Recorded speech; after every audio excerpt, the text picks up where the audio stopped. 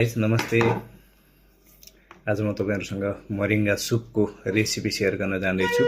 यसलाई चाहिँ साइन्टिफिक ल्याङ्ग्वेजमा यसलाई मोरिङ्गा भन्छ अनि यसलाई इंग्लिशमा ड्रमस्टिक भन्छ र यसलाई नेपालीमा चाहिँ यसलाई शीतलचेनी भन्छ है।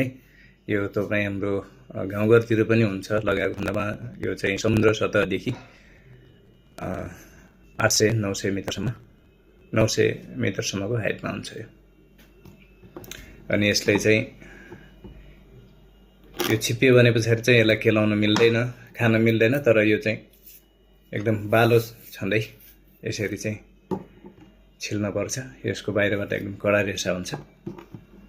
अनि यसलाई मैले एउटा काटेर मैले यसरी छिले अनि फेरि काटेर अर्कोतिरबाट यो अल्लो निकाले जसरी नै सर्लक्क यसरी निकाल्ने। अनि यसलाई चाहिँ फेरि यसरी बचेको रेसालाई यसरी यो चक्कुको सहायताले यसरी निकाल्ने।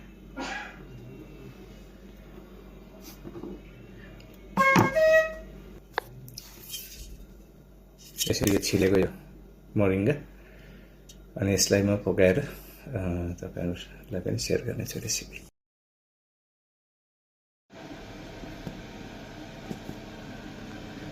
प्याज, मोरिङ्गा अनि मैले चाहिँ यो दाल भिजाएको छु।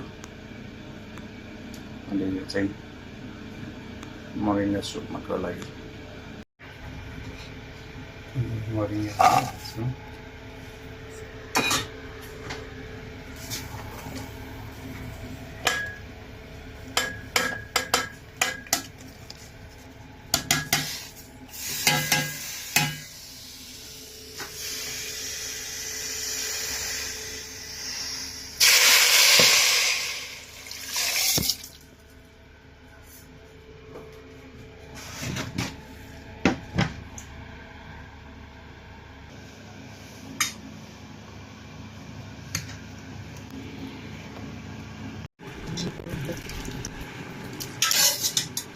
यसलाई मैले ब्लेन्ड गर्नेछु।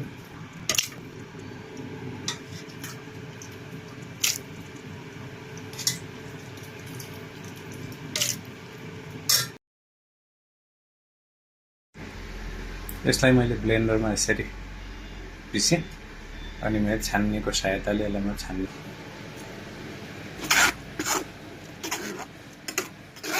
मैले यसलाई यसरी मजाले छान्नेछु।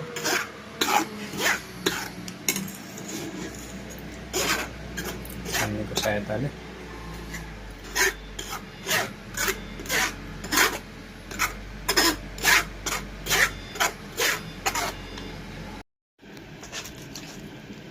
यसरी रेसाहरू चाहिँ यसरी बसेको छ है त।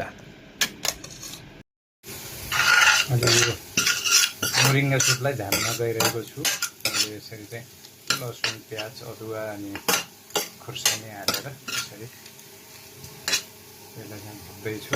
मैले यसलाई सुपलाई झानेर रेडी गर्नेछु।